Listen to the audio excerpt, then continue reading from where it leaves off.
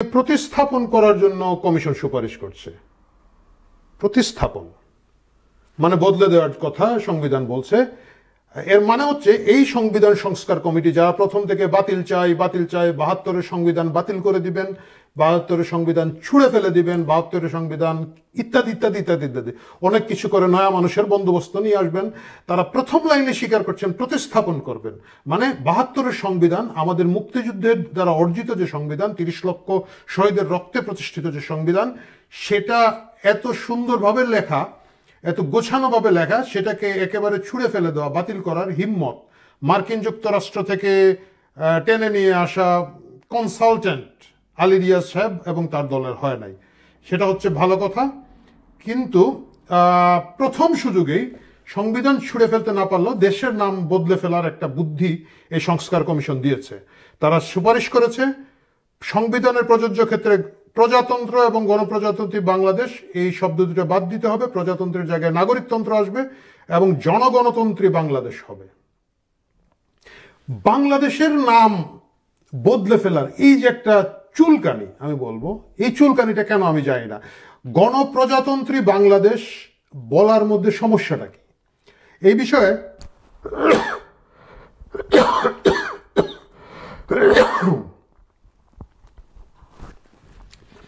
এই বিষয়ে আমাদের বিপ্লবী সলিমুল্লাহ খান কিছুদিন আগে বলেছেন যে, আনু মোহাম্মদকে ইঙ্গিত করে বলেছেন যে, মূর্খ বলেন নাই বাট কাছাকাছি জিনিস বলেছেন, যারা বুঝে না বলেই প্রজাতন্ত্র শব্দর অর্থ না বুঝে কথা বলছে।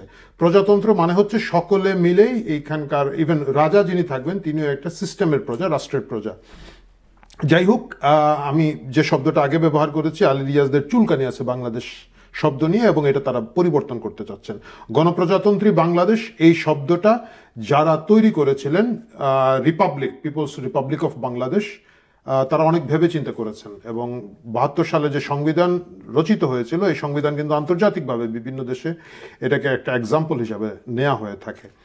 তো সেটা তারা বদলে ফেলতে চান। এইটা হচ্ছে তাদের প্রথম গুরুত্বপূর্ণ দাবি। এর বাইরে তাদের আরেকটা গুরুত্বপূর্ণ কাহিনী আছে। তারা সংবিধানের মূলনীতি হিসাবে প্রস্তাব করছেন সাম্য, মানবিক মর্যাদা, সামাজিক ন্যায় বিচার, সুবিচার, বহুত্ববাদ এবং গণতন্ত্র।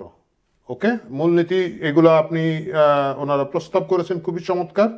বাদ দিতে যেটা চেয়েছেন সেটা হচ্ছে বর্তমানে যে আমাদের মূলনীতিগুলো আছে, বিশেষ করে ধর্মনিরপেক্ষতা, সমাজতন্ত্র এবং জাতীয়তাবাদ, এই অনুচ্ছেদগুলো তারা বাদ দেওয়ার সুপারিশ করেছেন। তো ধর্মনিরপেক্ষতা বাদ দেওয়ার সুপারিশ যে এরা করবেন এটা খুব অস্বাভাবিক কিছু নয়।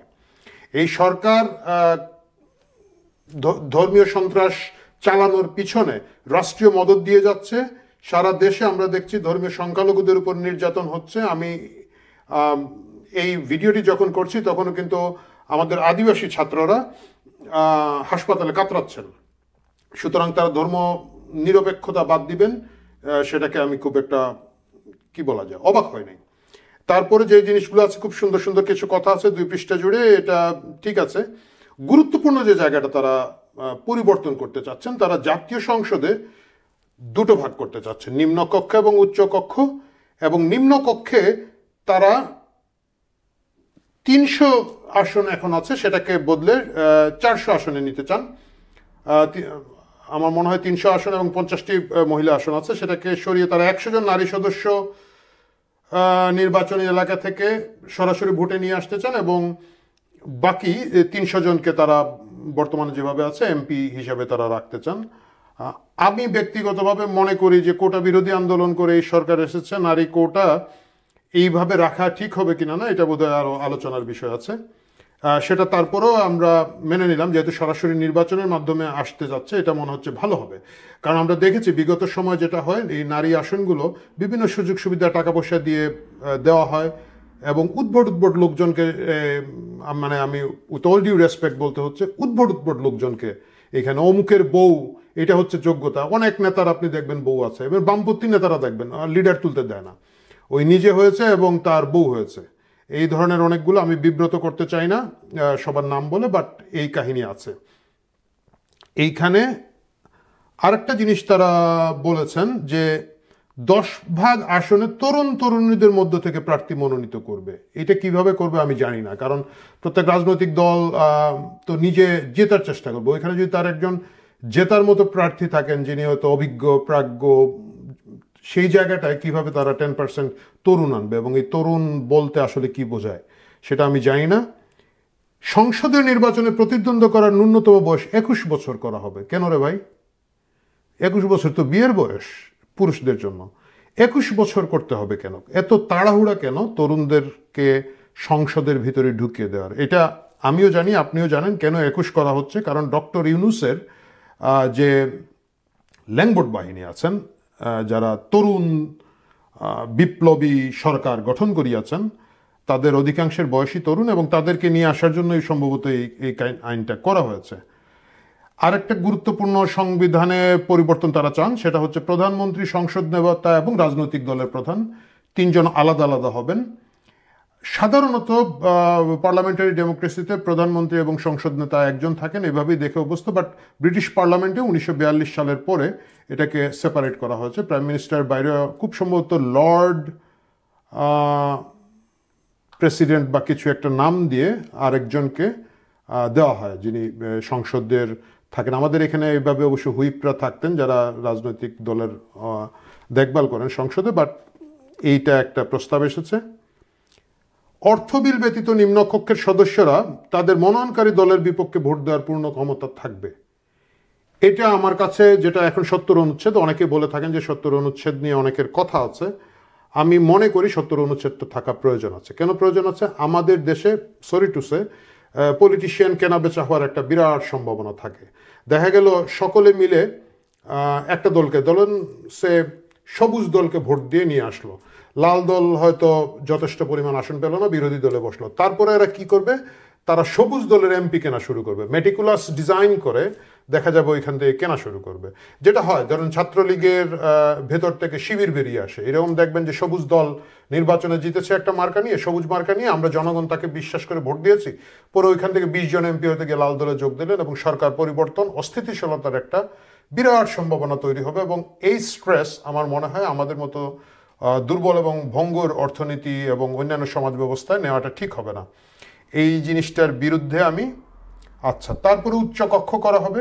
উচ্চকক্ষ কিভাবে হবে? রাজনৈতিক দলগুলো তাদের প্রপোর্শনাল রিপ্রেজেন্টেশন, সাধারণ ইলেকশনে তারা যে আসন পাবে ওই আসনের অনুযায়ী তারা 105 জনের মধ্যে 100 জনকে নির্বাচিত করবেন, এবং 5 জনকে প্রেসিডেন্ট মনোনয়ন দিবেন নির্দলীয়ভাবে, হুইচ ইজ ফাইন। কিন্তু এই 100 জনকে দেওয়ার একটা মুশকিল আছে। মুশকিলটা কোথায় হচ্ছে?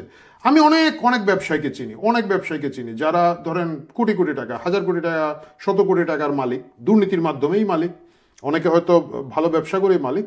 এদেরকে কিন্তু মিনিমাম এখন একটা ভোটের মাধ্যমে যেতে হয়। মানে ওরা বিভিন্ন দলের, বড় বড় দলের নমিনেশন কিনে, বাট এলাকায় যায়, কিছু উন্নয়ন করে, মসজিদ মাদ্রাসা করে, স্কুল কলেজে সহায়তা করে, কিছু নগদ টাকা পয়সা দেয়, গরিব লোক কিছু টাকা পয়সা পায়, ভোটের একটা ন্যূনতম দাম থাকে। এখন এরা যদি উচ্চকক্ষে চলে আসে, যাদের ভোটের প্রয়োজন হবে না, রাজনৈতিক দলগুলা এখানে স্কিমিং করবে। রাজনৈতিক দলগুলা এদেরকে দুগ্ধ দোহন করবে। ধরা যাক আওয়ামী লীগ ক্ষমতায় এসেছে, আওয়ামী লীগ তখন বড় লোকদেরকে বলবে যে তোমাকে একটা এমপিশিপ দেওয়া হবে, এবং সেই এমপিশিপটা দেখা যাবে বসুন্ধরার মালিক বা যমুনার মালিক সালমা আহমেদ কিনেছিলেন বলবো না, যাই হোক, মনোনীত হয়েছিলেন জাতীয় পার্টি থেকে।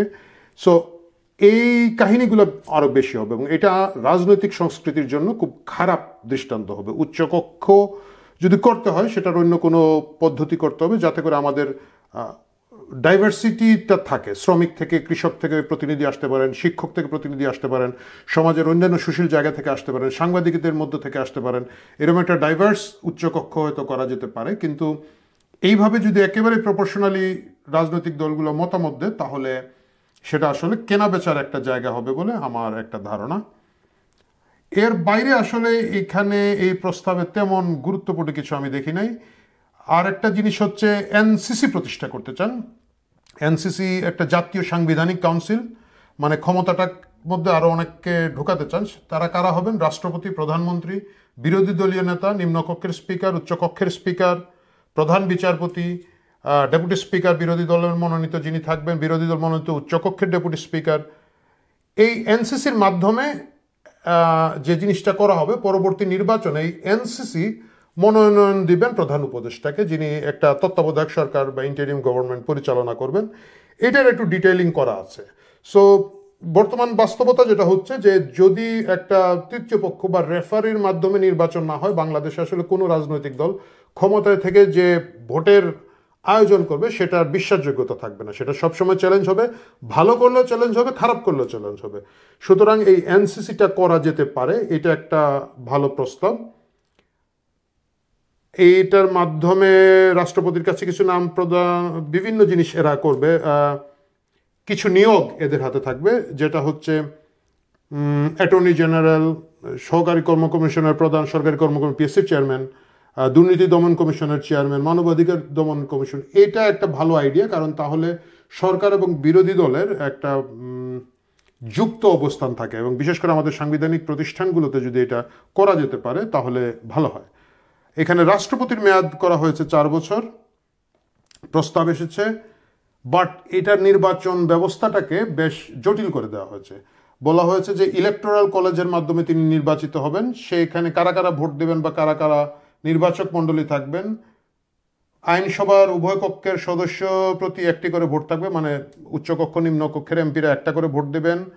প্রতিটি জেলা সমন্বয় কাউন্সিল থাকবে, সেই জেলা থেকে একটা ভোট আসবে। সিটি কর্পোরেশন সমন্বয় কাউন্সিল থাকবে, একটা ভোট আসবে। এটাও এক ধরনের বেশ জটিল প্রক্রিয়া তৈরি হবে, কারণ কিছু কিছু রাজনৈতিক দল আছে তারা প্রয়োজনে সিটি কর্পোরেশন বাড়িয়ে ফেলবে, বাড়িয়ে তারা ভোট নেবে, এবং রাষ্ট্রপতি পদের জন্য এত জটিল পদ্ধতিটা আমার কাছে খুব একটা মানে কি বলা যায়, মানে কার্যকর হবে বলে আমার কাছে মনে হয় না। আইনসভার নিম্নকক্ষের সংখ্যাগরিষ্ঠ সদস্যদের সমর্থনে প্রধানমন্ত্রী মনোনীত হবেন, যেটা স্বাভাবিক প্রক্রিয়া সংসদীয় গণতন্ত্রে, এবং তিনি সর্বোচ্চ 2 বার করতে পারবেন, পরপর 2 বার না। কিন্তু এই সংস্কার কমিশন প্রস্তাব হচ্ছে সারা জীবনে উনি মাত্র 2 বার প্রধানমন্ত্রী হতে পারবেন। এটা আমার কাছে মনে হয় যে জনপ্রিয় একটা দাবি, এবং অনেকেই এটা চান। আলটিমেটলি এটা করায় না করায় খুব একটা লাভ ক্ষতি হবে বলে আমার মনে হয় না। আমরা যদি পরিবার কেন্দ্রিকতা থেকে বেরিয়ে আসতে না পারি, তাহলে দেখা যাবে 2 বার প্রধানমন্ত্রী হওয়ার পরে তার ছেলে হবে, ছেলে 2 বার হওয়ার পরে ছেলের বউ হবেন, বা মেয়ে হবেন, মেয়ের জামাই হবেন, নাতনি হবে, নাতি হবে। এতে বরঞ্চ এফিসিয়েন্সি কমে যাওয়ার সম্ভাবনা আছে। মানে আমি 2 বার করার পরে আমার ছেলে বা ছেলের বউ 2 বার করার পরে তারপরে কারে দিলাম একজনের যিনি মানে চালাতে পারে না। যেটা হয়েছিল বেনজির ভুট্টোর ছেলে যখন পিপিপির নেতা হয়েছিল, তখন দেখা গেছে যে তার বয়স এবং অন্যান্য কারণে বিল্লাল ভুট্টো পক্ষে নেতৃত্ব দেওয়া সম্ভব হয় না তখন, বিশেষ করে যখন তিনি দায়িত্বে এসেছিলেন। প্রধান উপদেষ্টা কিভাবে হবেন, একটা লম্বা তালিকা আছে, এটা খুব স্বাভাবিক। বিচারপতিদের মধ্য থেকে করার একটা চেষ্টা আছে। প্রথমে যদি সর্বজন গ্রহণযোগ্য একজন নাগরিক পাওয়া যায়, তাকে প্রায়োরিটি দেওয়া হয়েছে। তারপরে বিচারপতিদের মধ্যে ক্রমাগত সিরিয়ালে গিয়েছেন, এবং সেটাই তারা চেষ্টা করছেন। বিচার বিভাগের নাম বদলাতে চাচ্ছেন। স্থানীয় সরকারকে আমি ভেবেছিলাম একটু শক্তিশালী করার চেষ্টা করা হবে, সেরকম কিছু দেখছি না। এই হচ্ছে মোটামুটি এই 10 পৃষ্ঠার, খুব একটা মহা কিছু চমক কিছু এখানের মধ্যে নাই। খুব স্বাভাবিক একটা সংবিধান সংস্কার বলেছেন। আমি আনন্দিত যে তারা সংবিধান বাতিল করে দেওয়ার, ছুঁড়ে ফেলে দেওয়ার সেই উগ্র বাসনা থেকে সরে এসেছেন। আপাতত সংবিধান সংস্কার করার একটা প্রস্তাব তারা দিয়েছেন। এই প্রস্তাবের উপরে আমি আশা করি নাগরিকরা কথা বলবেন, অন্যান্য রাজনৈতিক দলরা কথা বলবেন, এবং আমরা দেখব শেষ পর্যন্ত কোথায় গিয়ে এটা দাঁড়ায়, কোথায় গিয়ে ঠেকে। কারণ বিদ্যমান যে সংবিধান আছে, সেই সংবিধানের 2টো ধারা তারা বাতিল করতে চাচ্ছে। সেই 2টা ধারা কিন্তু খুব ইন্টারেস্টিং, কারণ বিদ্যমান সংবিধানে বলা আছে, যেটা মূলত সামরিক শাসন বন্ধ করার জন্য করা হয়েছিল, যে যদি ওই সংবিধান স্থগিত করার, বাতিল করার কোনো ষড়যন্ত্র করা হয় তাহলে শাস্তি হবে। তারা এই ধারাটা বাতিল করতে চাচ্ছেন, কারণ এটা বাতিল না করলে আলী রিয়াজ এবং তার কমিটি ভবিষ্যতে বিচারের সম্মুখীন হবেন। প্রিয় দর্শক, আশা করি আপনারা সংবিধান সংস্কারের এই টোটাল রিপোর্টটি দেখেছেন, পড়েছেন, পত্রিকায় দেখবেন বা অনলাইনে এটার কপি পাওয়া যাচ্ছে, দেখবেন। এবং আপনাদের কি মতামত, কোনটা ভালো লাগলো খারাপ লাগলো দয়া করে কমেন্ট বক্সে যদি বলেন, আমরা পরবর্তীতে এটা নিয়ে হয়তো আবার আলাপ করবো। ভালো থাকবেন।